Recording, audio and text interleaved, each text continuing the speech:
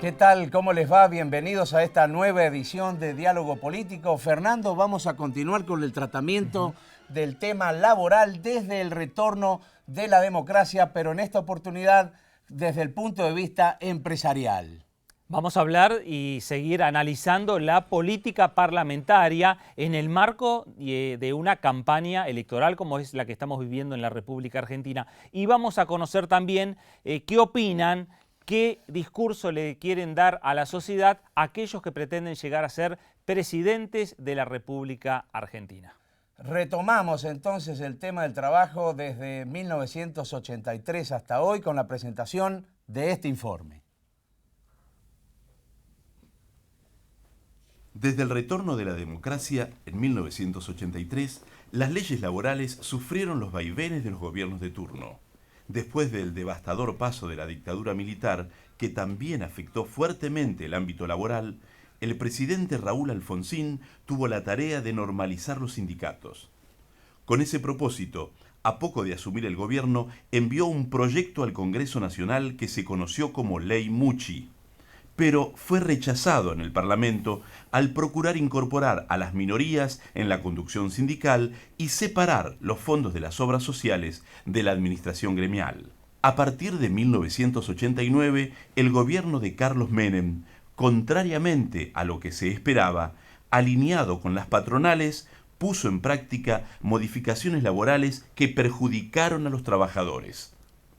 Bajo el título de flexibilización laboral, se aprobaron leyes que destruyeron los derechos laborales. La Ley Nacional de Empleo, la Reforma Laboral, la Ley Nacional de Empleo y de Riesgo del Trabajo y finalmente otra ley de flexibilización laboral. Como era de esperar, estas leyes trajeron sus consecuencias: alto índice de desempleo, el surgimiento de nuevas organizaciones de trabajadores y los desempleados que se agruparon en los movimientos piqueteros, que se opusieron sin conseguir frenar el masivo cierre de fábricas y su peor rostro, la desocupación. Con el nuevo gobierno, Fernando de la Rúa profundizó estas políticas y envió al Parlamento una ley de reforma laboral que permitía los contratos precarizados y los despidos injustificados. La denominada Ley Vanelco terminó en escándalo, mientras la desocupación alcanzó su pico máximo del 25% en el fin del ciclo neoliberal que culminó con el mandato de la Rúa. Nuevos aires soplaron desde el año 2003. La primera medida que tomó el gobierno de Néstor Kirchner fue derogar la Ley Vanelco.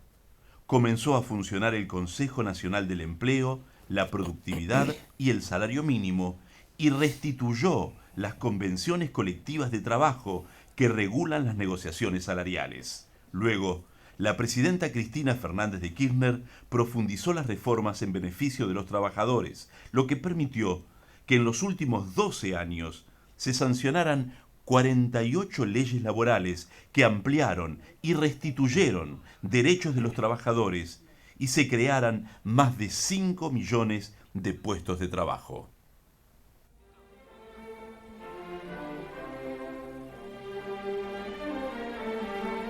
Sintéticamente, lo que ocurrió en la República Argentina en los últimos 30 años y vamos a analizar esta situación laboral en la República Argentina con la voz de los empresarios, la voz de Juan Carlos Lascurain, vicepresidente de ADIMRA. Sí, Juan Carlos, ¿cómo le va? ¿Qué tal? Buenas tardes. Bueno, los empresarios también vivieron estos vaivenes que tuvo la política argentina desde el retorno de la democracia. Sí, nosotros vivimos, digamos, en el informe está planteado desde el lado laboral, las leyes laborales, ¿no es cierto? Y muy importante y con sus consecuencias, cada una como vimos. Creo que lo trascendente es la visión que luego tuvieron los gobiernos con relación a lo que es la creación del trabajo. Y en eso sí es la visión que puede llegar a tener un gobierno en cuanto a la creación de empleo, pero a través de las empresas, ¿no es cierto? Si nosotros miramos lo que pasaba con los metalúrgicos en el año 1976, que teníamos 500.000 trabajadores metalúrgicos, pero había un correlato de empresas metalúrgicas muy importante, ¿no es cierto? Si nos vamos un poquito más atrás, recordaremos que fabricábamos aviones, vagones, etcétera, etcétera. Después del periodo neoliberal, que termina trágicamente allá en el 2001, los trabajadores metalúrgicos ascendían solo a 50, 60 mil trabajadores. Está entre 50, 60 o 70 mil trabajadores. Por lo tanto, ahí comienza una etapa de reconstrucción, no solamente de los derechos de los trabajadores, sino de reconstrucción del tejido industrial, que es el que permite dar el trabajo.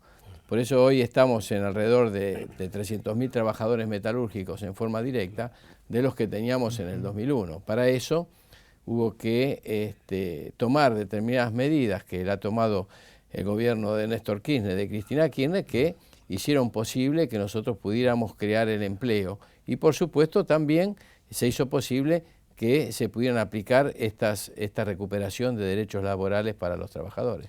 Hubo un punto de inflexión, bien usted marca, con la crisis del año 2001, pero mirando la Argentina hacia el futuro, sí, va a tener que trabajar y bastante sobre estos puntos, sobre estos temas, el futuro gobierno. Sí, en general yo diría que nosotros tuvimos ese piso del 2001, a partir de ahí comienza una recuperación, primero con la utilización de la capacidad instalada ociosa, luego con alguna inversión muy importante que hicieron los distintos sectores industriales para poder incrementar la producción y la oferta, pero evidentemente el mundo es dinámico, las economías son dinámicas y por lo tanto siempre hay cuestiones que atender hacia el futuro. El próximo gobierno tendrá que atender cuestiones hacia el futuro, ¿no es cierto? Porque nosotros estamos insertos en un mundo globalizado y donde la crisis golpea muy fuertemente, sobre todo a muchos países industriales. Y eso evidentemente también repercute en nuestras producciones. Es decir, lo que le pasa a Brasil repercute en la Argentina, lo que pasa en Europa repercute en la Argentina, lo que le está pasando a China repercute en la Argentina y en otros países, ¿no es cierto? Claro. No somos nosotros solos, pero digo, estamos tan interrelacionados que siempre hay que estar muy atento en las medidas que se adopten para que no se dañe el trabajo y el empleo en la Argentina. ¿Usted cree que el gobierno ha posibilitado a través del consumo el desarrollo de más industrias? Y en todo caso, ¿por qué no hay mayor inversión para que en algunos sectores, digo, para desarrollar más trabajo? Mire, yo creo que en el año 2008, digamos que nosotros tuvimos la crisis que se verificó muy prontamente aquí en la Argentina, pero que también se tomaron una serie de medidas que posibilitaron salir de esa crisis, ¿no es cierto? Pero evidentemente el mundo no se recuperó, digamos, y la demanda de los países industrializados, de sus sociedades, evidentemente fueron cayendo esas demandas. Y eso repercute en los países como los nuestros, que somos países emergentes y que estamos en vías de desarrollo. Entonces lo que yo entiendo es que las políticas que se han adoptado de administración del comercio, ¿no es cierto?, de sustitución de importaciones, es decir, orientando a la sustitución de importaciones, ha hecho que nosotros debamos invertir más para poder sustituir los productos que antes no fabricábamos. Evidentemente no es que nosotros tenemos que sustituir importaciones en los productos básicos, nosotros cada vez tenemos que ir más hacia adelante en productos de otra tecnología.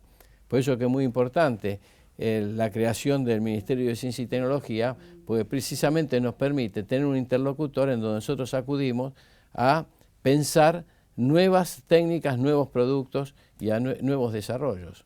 ¿Qué grado de importancia tiene que hoy en la Argentina se discuta ya como algo normal las paritarias o se discutan las reuniones anuales que se tiene sobre el Consejo del Salario Mínimo Vital y Móvil? Que sea algo, ya no llama la atención cuando el Ejecutivo convoca paritarias o convoca el Consejo del Salario. Bueno, parece que a algunos en los últimos días no les suena tan común, ¿no es cierto? No es tan común para algunos. Creo que es una relación muy interesante que se puede dar entre los trabajadores y los empresarios. Yo pertenezco a un sector donde el 98-99% somos pequeñas y medianas, y más del 85% somos de capital nacional, es decir, que tenemos nuestra inversión en nuestro país, ¿no es cierto? Entonces tenemos una visión muy distinta que otros sectores que quizás son formadores de precios, que pertenecen a grupos multinacionales. Entonces hay visiones distintas.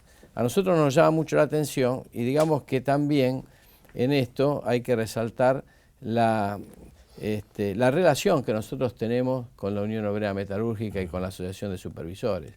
Nosotros hemos creado un vínculo muy estrecho, sobre todo en la visión de lo que queremos de la Argentina industrial. Por eso tenemos un instituto de desarrollo industrial y social, que lo formamos entre los tres, un instituto en donde nosotros hemos publicado documentos, algunos documentos son muy interesantes, uno de ellos es lo que pensamos con los organismos internacionales, cómo se tendrían que modificar, ¿no es cierto? Y creo que eso nos permite tener otra visión. Una visión distinta incluso cuando discutimos el salario, porque evidentemente hay una etapa del año en donde nosotros nos sentamos a discutir las nuevas condiciones laborales para el próximo año. Es evidente que cada uno defiende los intereses que corresponden, pero digamos que yo tengo unos cuantos años ya en la actividad metalúrgica y creo que se ha modificado muy fuertemente la relación entre el gremio y los empresarios. ¿Qué espera de un próximo gobierno que ayude a mejorar la producción nacional, el desarrollo de las pequeñas y medianas empresas? Mire, creo que queda para el próximo gobierno quedan algunos desafíos que son muy interesantes, sobre todo en algunas áreas que nosotros teníamos descuidadas. En algún caso descuidada, ¿no? En el caso, por ejemplo, del sector ferroviario, en un área que en la Argentina no se habían hecho inversiones, por lo tanto, era muy difícil pretender que existieran todavía las fábricas que se dedicaban al material ferroviario. Ese es un desafío muy importante que la Argentina va a tener hacia el futuro. ¿Por qué?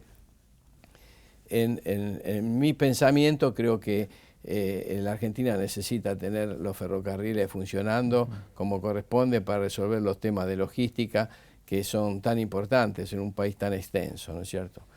El otro tema, el otro área que me parece que es fundamental y que curiosamente en nuestro país, a pesar de los vaivenes de los gobiernos, siguió manteniendo, y creo que lo siguió manteniendo por la coherencia de sus trabajadores, muchos de ellos todavía están en la conducción de las empresas, es en el área nuclear, ¿no es cierto? Nuestro país tiene una formación en el área nuclear muy importante en lo que hace a la especificidad y también en la industria que lo rodea. Entonces hoy nosotros podemos ser partícipes de lo que es el futuro del proyecto Karen, digamos, o del prototipo en este caso, del Karen 25, con una participación casi del 100% de la industria nacional. ¿No es cierto? Lo mismo pasa con las nuevas centrales, la cuarta, la quinta y la sexta central que se están negociando en estos momentos. Así que creo que el desafío es sumamente importante para el próximo gobierno de seguir desarrollando, siempre en el sentido de ir buscando la excelencia de nuevos productos, ¿no es cierto? Eso es muy importante. Bueno, muy bien, perfecto. Le agradecemos a Lascurian habernos acompañado y demostrarnos, bueno, la visión desde el punto de vista empresarial. Muchas gracias a ustedes por la invitación.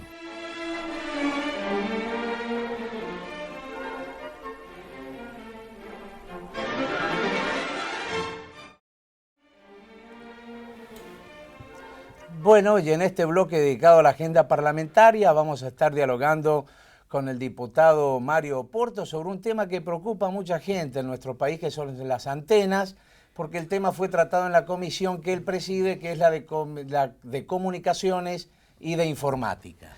Diputado, ¿cómo le va? ¿Cómo le va? Gracias por acompañarnos. No, por favor, bueno, gracias. ¿qué va a pasar con las antenas para los celulares principalmente? Sí, nosotros lo que necesitamos en la Argentina es que lo que se llama la telefonía móvil, que es más que un teléfono ya no es un tema de comunicarnos a través de la voz, sino que por ellos circulan datos, por ellos uno ingresa a internet, por lo tanto tiene mensajes, tiene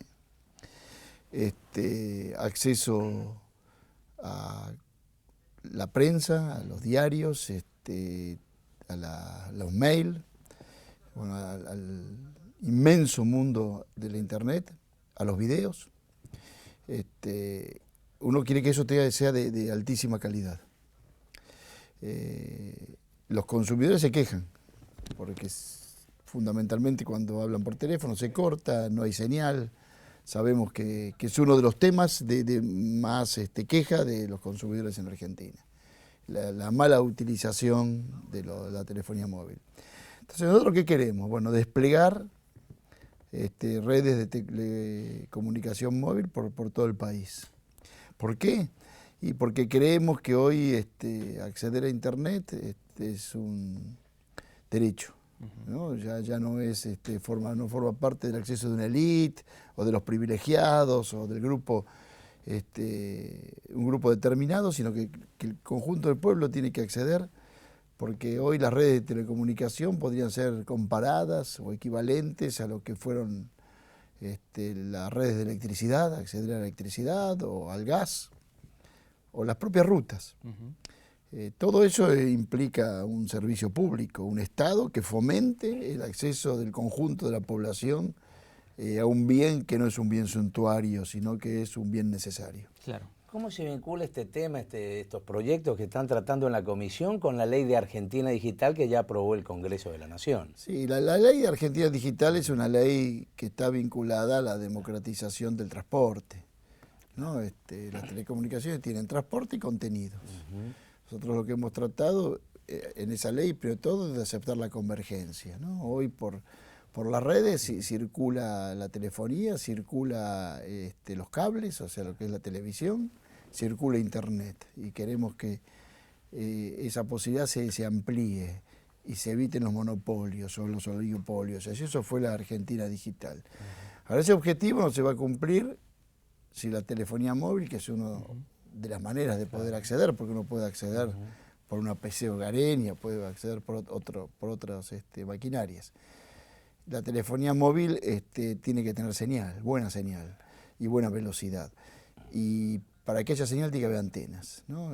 Cuando uno plantea esto en los actores que trabajan en el tema, como pueden ser las empresas o los consumidores o los gremios, todos decían tres cosas que se necesitaban, ¿no? Acceder a nuevos espectros, que ya se logró, los remanentes de lo que era el 3G y licitar 4G que se ha hecho, inversión de las empresas que están dispuestas a hacerlo porque quieren ampliar su negocio sin duda y tienen derecho a hacerlo, y para eso tienen que colocar antenas. Claro. Y lo que tiene que quedar claro es que si no hay antenas no anda el celular, ¿no?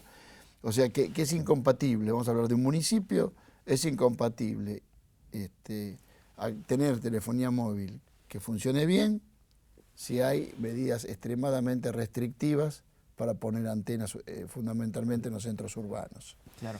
Entonces nosotros hemos hecho una ley, primero de todo, para regular y fomentar el tendido de antenas y de infraestructura. Tiene que haber infraestructura para que pueda ocurrir lo que queremos que ocurra, que todo el mundo acceda, y ojalá que pronto tengamos ampliación de banda ancha, mayor velocidad y mejor acceso. Ahora, para eso tiene que haber antenas.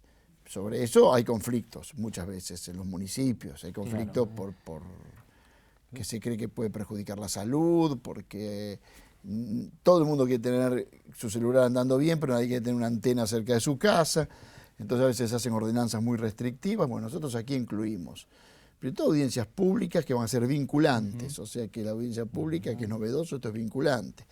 En segundo lugar, la intervención de las universidades con las reglas de la Organización de la Salud, Mundial de la Salud, para que cuando se coloque una antena, la gente quede tranquila de que eso no es perjudicial para su salud.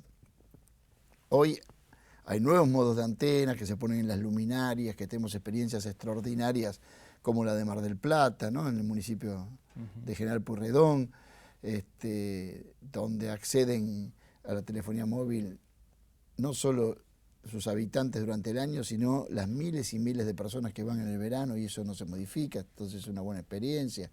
En las grandes urbes del mundo se están haciendo experiencias con antenas más pequeñas que no perjudican lo que pueden llamar el paisaje urbano. Bueno, esta es una ley que trata de ayudar a las ordenanzas municipales a ponerle un marco, porque aparte el tema de telecomunicaciones, que quede claro que es federal, o sea que es una obligación federal, es una responsabilidad federal. Eso no significa que los municipios también intervengan, porque hay parte de esto que atañe a los municipios. Los municipios estuvieron en la comisión. Sí, hemos hecho muchas discusiones al respecto. Claro, digamos, ¿se está cerca de lograr un acuerdo con los municipios o hay municipios, usted entiende, como que puede generarse muchas dificultades para la hora de tener que poner esas antenas? Fue muy provechoso, muy enriquecedor el aporte de la FAM, como también lo fueron de los otros sectores. Nadie de los que estuvieron esos días, porque fueron 3 jornadas, representando a las universidades, a las empresas, a los consumidores, a los municipios, o expertos o especialistas independientes, todos fueron elogiosos del objetivo de la ley, de cómo fue concebida.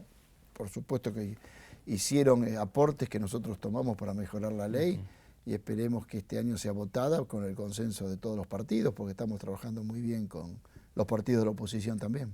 Ahora, lo más importante, las empresas se han comprometido a hacer las inversiones necesarias, porque normalmente se habla de que una antena tiene que ocupar aproximadamente a 10.000 usuarios, y acá en la Argentina dicen que es el más del triple, el cuádruple la cantidad de personas que abarca una sola antena. Claro, pero ¿Se han comprometido a la inversión? Las empresas son empresas que invierten y que...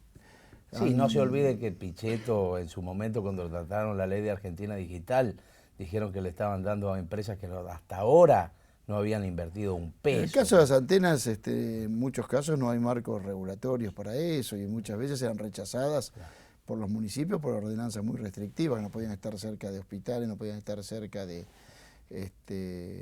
escuelas, de centros de comercio, bueno, y eso les implicaba una imposibilidad. Lo que pasa es que, primero lo que hay que saber es que cuanto más alejado uno tiene una antena porque no quiere que esté en el casco urbano y las alejan, es más peligrosa, porque cuanto más lejos está, tiene que tener más fuerza y por lo tanto lo que se teme de que perjudique a la salud, al alejarla uno necesita antenas de más potencia y esa potencia es más perjudicial que antenas pequeñas que sean utilizadas en el casco urbano. Pero bueno, esas son discusiones técnicas. Las empresas han participado de una licitación exitosa, como fue la del 3G y la del 4G. Ahí están obligadas a invertir.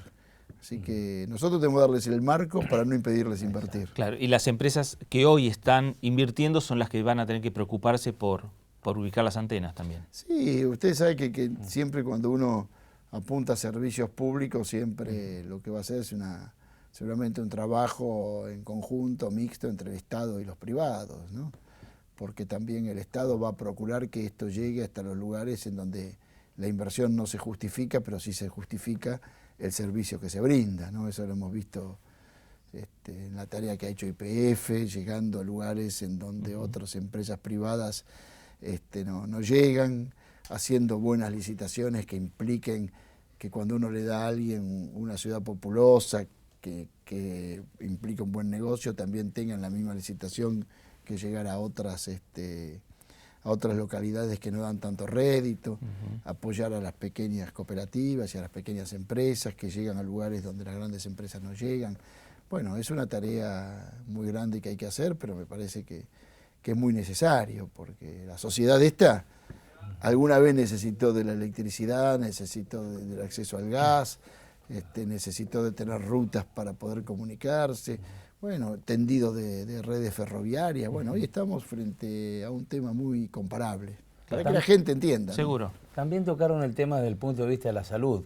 ¿Qué hay de real o de mítico que afecta a la salud de las personas? No, en general, toda la gente que nosotros hemos consultado, las universidades, no ponen el hincapié en que la antena está perjudicando a la salud, salvo que sea una antena de mucha potencia y que uno tenga muy cerca de su domicilio. Pero en general las pequeñas antenas que hay ahora, cuanto más antenas pequeñas es mejor. Claro. Pero muchas veces nosotros lo decimos casi como en tono de ironía, pero muchas veces hay grupos antiantenas que se quejan de que se coloquen por perjudicar a la salud, y lo hacen desde DFMs que tienen antenas que perjudican mucho más a la salud que las de los celulares. Así que bueno, cuando un celular tiene una antena cada vez más lejos y tiene que hacer más fuerza y tiene más potencia, perjudica más la salud.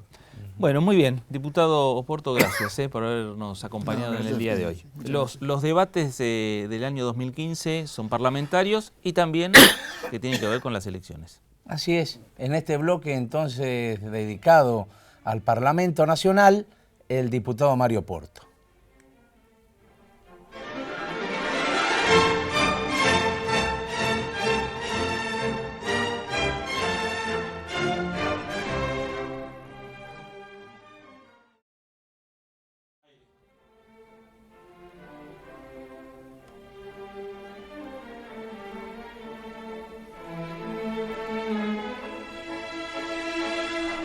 Vamos a seguir hablando en Diálogo Político con los precandidatos a presidente de la Nación y en el día de hoy vamos a hablar con Margarita Stolbizer, precandidata a presidenta por el Frente Progresistas. Pero Daniel, ¿cómo se pueden comunicar con nosotros? A través del teléfono 4952-1268 y si no tenemos el correo electrónico dialogopolitico@hotmail.com. Diputada, ¿cómo le va? Muy bien, gracias por la invitación. Bueno, recorriendo la República Argentina, y usted decía, tengo un entrenamiento interesante de recorrer la provincia de Buenos Aires en otras elecciones. Sí, llevo bastantes campañas, pero esta, bueno, es el primer desafío a nivel nacional en una patria tan enorme y tan diversa como es la Argentina. A mí me da mucho gusto tener esta oportunidad de recorrer, de hablar, de escuchar a la gente, porque las campañas electorales también sirven para eso. Yo cuando llego les digo en todos lados, bueno, conversemos un poco porque uno construye también su posicionamiento, su idea y su propuesta sobre la base de lo que vamos relevando que hay como necesidades y como demandas y también como riquezas en las distintas regiones. Nuestro país tiene una diversidad y una riqueza extraordinaria. No hay que olvidarse que la Argentina es el 8º país del mundo por su extensión territorial y si una riqueza tenemos es la tierra y lo que la tierra produce. Entonces, lógicamente que un candidato debe poder traducir toda esta riqueza y esta potencialidad en un proyecto y en un programa de desarrollo para la Argentina. Y hasta ahora, diputada, ¿qué es lo que ha recogido de la gente que ha visitado en las distintas provincias?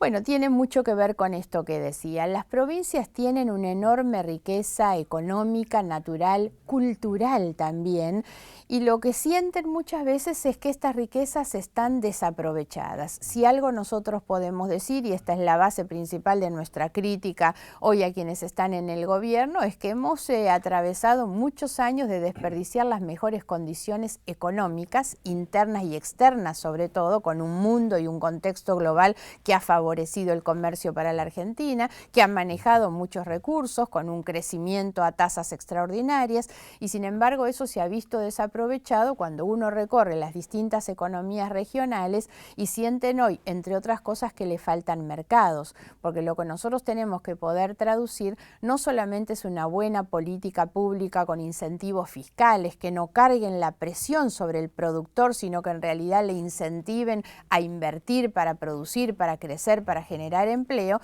sino que al productor, además de darle una buena política fiscal, una buena política crediticia, también le tengo que dar mercados. Y de ahí que haya que discutir también un posicionamiento internacional distinto para la Argentina, donde la Argentina se para frente al mundo a defender lo que producimos. Lejos de aquella vieja idea de que la Argentina podía ser el granero del mundo, hoy nosotros tenemos que ser los que ponemos los alimentos en las góndolas de todo el mundo, porque esto es lo que nos ayuda a agregar valor a lo que estamos en condiciones de producir, porque esos son puestos de trabajo también. Claro. Diputada, y recorriendo la República Argentina, usted también va expresando muchas ideas y muchos proyectos que digamos que el Frente Progresista viene trabajando en el Congreso.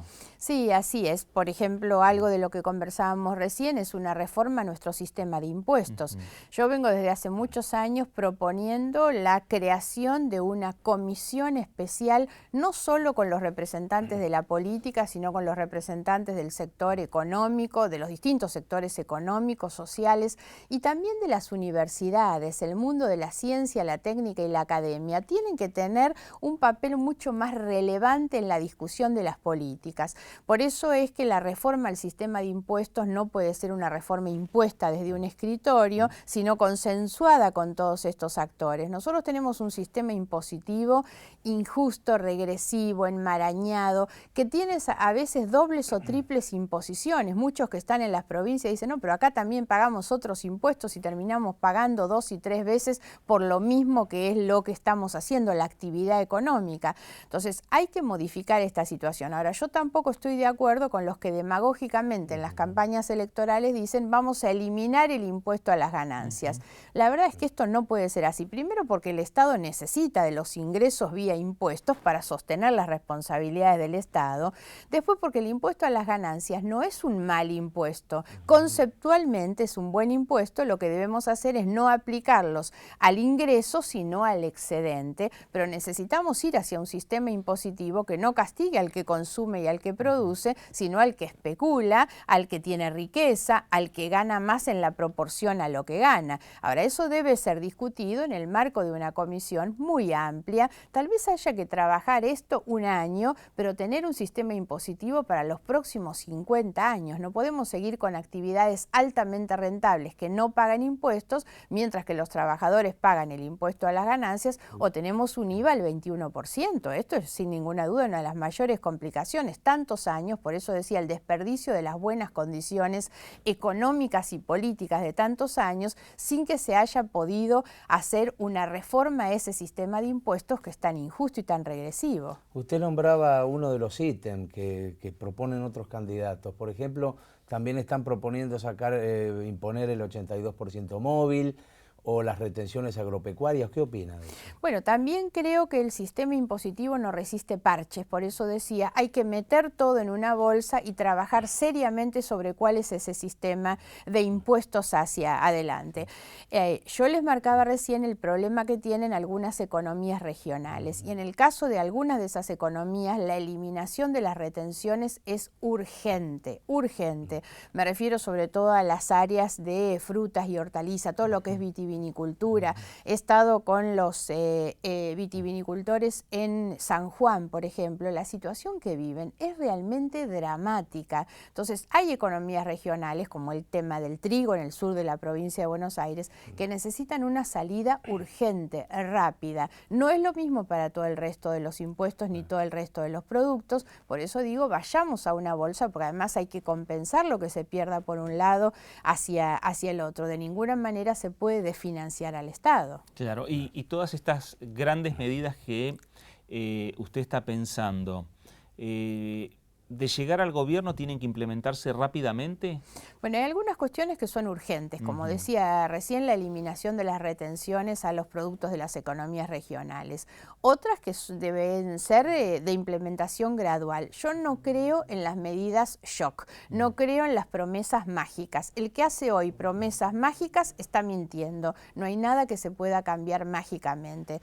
Sí hay que recomponer el marco de diálogo. Hay que salir de esta estrategia permanente de confrontación, de exclusión, de descalificación del que piensa distinto, hacia un marco de más diálogo y más cooperación. Cooperación, digo, para que el que gana sepa que no es el dueño de un poder absoluto, y el que pierde sepa que tiene que colaborar y no esperar ver cómo se destruye el que ganó. Hay que cambiar esa cultura de los argentinos, salir de esta cosa de la pelea permanente, porque los problemas se resuelven en la medida en que nos acostumbremos a dialogar y a consensuar la política. La política de Estado es esa, que es la política consensuada entre quienes piensan diferente y sostenible a través de los tiempos. Y también hay que incorporar una mirada distinta del contexto internacional. Esa visión muy romántica, digamos, que todos hemos tenido cuando éramos jóvenes del vivir con lo nuestro. Hoy hay que pensar que vivimos en un tiempo y en un mundo global, donde los países se deben definir a sí mismos, pero en ese contexto mundial. Así lo ha hecho Brasil, así lo hacen las grandes potencias circunstancias del mundo, y Argentina también necesita pensarse, aprovechando en el buen sentido las oportunidades que el mundo ofrece y desde luego afrontando los riesgos, pero haciéndolo con seriedad. Para eso es muy importante que lo exterior se haga desde una mirada interior también. Necesitamos nosotros generar credibilidad, confiabilidad, previsibilidad hacia afuera, y eso se hace en la medida en que modifiquemos muchos comportamientos internos también. De ahí la importancia que nosotros le damos a la recuperación del funcionamiento de las instituciones, de acuerdo al marco que la Constitución establece, fundamentalmente la división de los poderes, la transparencia en el manejo de la gestión, el control de la gestión pública. Una de las cosas que yo digo, si gano la elección, lo primero que hago es poner todos los organismos de control en manos de la oposición, un gobierno abierto, que me controlen, que sepan lo que hago, porque eso sin ninguna duda que mejora la gestión y mejora los gobiernos. Siempre piensa que la ningunean un poco en el tema de las encuestas, porque recuerdo en la provincia de Buenos Aires resultó ser una sorpresa para muchos, sí, a pesar de que las encuestas no la tenían. Nunca he sido muy favorecida, pero ustedes saben que me parece que esta oportunidad es más escandalosa que nunca, ¿eh? Primero porque hay cantidades de encuestas, todas pagas. Lo primero que deberían los encuestadores es decir quiénes se encargan y quiénes pagan las encuestas. Después uno ve que es una campaña muy vacía de contenido. Los consultores, los gurúes, les dicen a los candidatos que no hablen, que no fijen posición, entonces todo es muy superficial, y uno ve permanentemente en los medios de comunicación que los que opinan son los consultores, no los candidatos. Y a los demás nos preguntan sobre encuestas, ¿qué opina lo que dice la encuesta? ¿Qué dice la encuesta? Entonces se ha transformado eso en el tema de opinión, son las encuestas.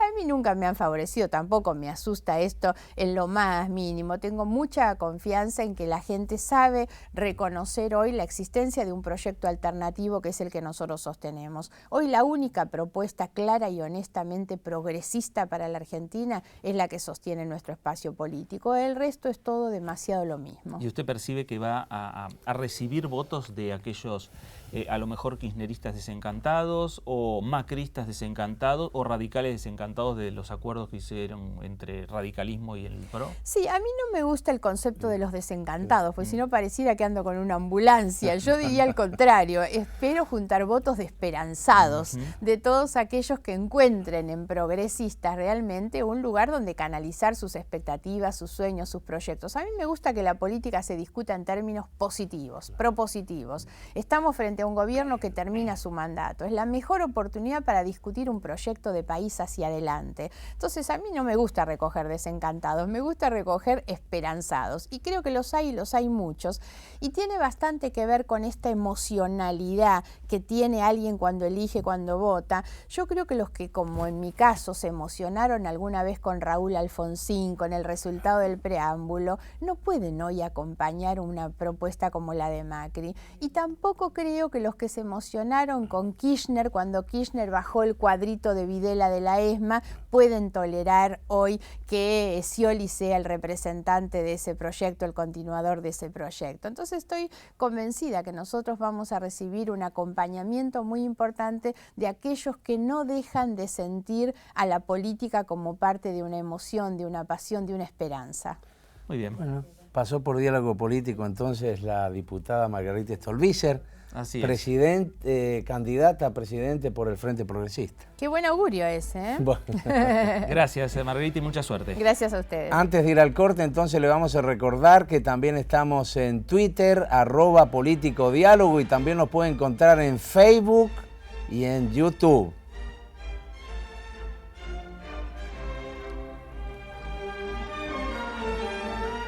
Último bloque de este programa con uno de los datos más interesantes. ¿Por qué? Porque conversamos, Daniel, con los candidatos a presidente de la Nación. Y en este caso nos acompaña el senador nacional y expresidente de la República Argentina, Adolfo Rodríguez Sá. Del partido Compromiso Federal. Así es. Así, bajo ese nombre, se presenta en las PASO del 9 de agosto. Senador, ¿cómo le va? Bienvenido. Muchas gracias por invitarme. Cómo no, el gusto es nuestro. Senador, bueno, ya está en carrera nuevamente, otra vez en las lides de una precandidatura presidencial. Así es. Bueno, el 9 son las PASO. Cada partido político ese día va a elegir sus candidatos. Y después en octubre el pueblo argentino va a tener la oportunidad de elegir presidente, gobernadores, etc. Entonces, esto es un ejercicio democrático, creo que muy saludable. Un paso importante en el fortalecimiento del sistema democrático en el país. Senador, usted ha recorrido el país en diferentes campañas políticas. Así es. Tuvo, yo lo nombraba expresidente de la Nación porque tuvo unos días, pocos días de presidente, pero días muy intensos como presidente de la Nación, y seguramente toda esa experiencia en la vida política le ha sumado y mucho. ¿Y cómo ve la Argentina desde las recorridas que viene haciendo en los últimos años a estas recorridas de este año 2015?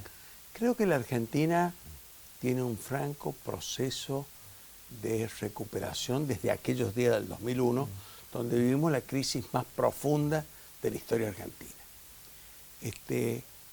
Pero ahora tenemos problemas. Yo no creo ni que la Argentina esté tan mal como dicen algunos, ni esté tan bien como dicen otros. La Argentina, por ejemplo, tiene una inmensa cantidad de pobres. Tiene una clase media que necesita protagonismo, necesita mayor seguridad. Necesitamos construir viviendas. Tienen necesidad de acceder a la vivienda miles de personas que viven marginadas en las villas de emergencia. Pero también necesitan de la vivienda jóvenes profesionales, pequeños empresarios, maestros, policías, funcionarios de la administración pública, que no les resulta fácil acceder a los créditos para las viviendas. Y creo que en este sentido el Estado tiene un rol protagónico. Y además, la Argentina necesita buscar el camino, desde mi punto de vista, del pleno empleo. Poner en marcha el inmenso aparato productivo que tenemos. Poner de nuevo en marcha un gran proceso industrial. Yo sostengo que, por ejemplo, los vagones de ferrocarril, nosotros podríamos fabricarlos en la Argentina. Se están fabricando algunos, pero se compran muchos afuera. Si nosotros los fabricáramos en la Argentina, le daríamos oportunidad a la mano de obra argentina, pero también a los ingenieros, a los técnicos, a la innovación, al desarrollo de nuevas tecnologías. Y creo que fortaleceríamos con la industria nacional una actividad que nos va a beneficiar a todos los argentinos. Entonces me parece que hay cosas por hacer. Yo haría un cambio positivo para el país. Hay que dialogar. Tenemos que volver a reencontrarnos en el diálogo. Y por ahí me preguntan a mí, y Adolfo, ¿por qué de nuevo? Que en alguna medida ustedes me lo han dicho de otra manera. ¿Sabe por qué? Porque yo me considero con la suficiente experiencia y con profundos conocimientos que he adquirido en una gestión muy exitosa como la que hemos tenido en la provincia de San Luis, que me parece que hoy soy el único que está capacitado para resolver en esta etapa los problemas de la Argentina. Hay que dialogar, hay que encontrar los acuerdos, tenemos que dejar atrás los enfrentamientos que no conducen a un buen camino. Creo que si nosotros encontramos en la unidad, en el diálogo, los acuerdos necesarios, vamos a poder enfrentar los problemas de la inflación, del cepo cambiario, de la balanza comercial, del gasto público, también los problemas impositivos, del impuesto a las ganancias, cómo lograr el 82% móvil para los jubilados. Todas tareas que seguramente todos coincidimos. Sin embargo, nos peleamos por estos temas. Hoy se puede hablar, senador, de que por primera vez en el país se pueden cotejar dos modelos, como lo hace actualmente el gobierno quizás y otros sectores, donde dicen, bueno, tuvimos ya una etapa conocida como neoliberal y la presente. ¿Se puede hablar de eso? Sí, se puede hablar, sí, claro que se puede hablar. Lo que pasa es que parece que fueran dos modelos excluyentes. Y no, creo que hay que, por eso decía, que hay que lograr cambios positivos. Porque si bien el modelo actual, en algunos aspectos, desde mi punto de vista, tiene virtudes, también tiene defectos. Por ejemplo, este es un modelo que se desarrolla con un monólogo. En la decisión hay un monólogo, no un diálogo. No hay búsqueda de consenso, hay enfrentamiento de posiciones. Yo creo que en la Argentina deberíamos encontrar el acuerdo en las posiciones. Si yo les pregunto, ¿debemos exportar más? No me pueden decir que no. Si este modelo al principio tuvo la virtud de tener una balanza comercial superavitaria. La perdimos por los precios de la soja y por el tema de la soja. ¿Por qué no recuperamos esa etapa y volvemos a tener superávit fiscal? Perdón, superávit en la balanza comercial, que también nos sirve para tener superávit fiscal. Pero hay que cambiar el concepto, sentarnos en la mesa y decir, ¿cómo volvemos a exportar? ¿Por qué vamos a tirar la pera y la manzana del Río Negro? Porque no tiene precios. ¿Cómo hacemos para que esos productores puedan recoger esa manzana y esa pera y proveerle al mundo de esa manzana y de esa pera? ¿De qué nos sirve una retención que no cobramos porque no exportamos? Muy bien, bueno, senador, mucha suerte para las elecciones para las PASO, mucha suerte para esta campaña electoral y seguramente lo estemos y seguiremos invitándolo. Gracias, le agradezco muchísimo y lo felicito por todo lo que he visto del progreso de esta casa, en la que yo fui diputado nacional. Una felicitación enorme al señor presidente de la Cámara de Diputados que ha modificado y ha mejorado la casa. Bueno, muchas gracias y nosotros nos volveremos a encontrar entonces la próxima semana con Diálogo Político. Hasta entonces.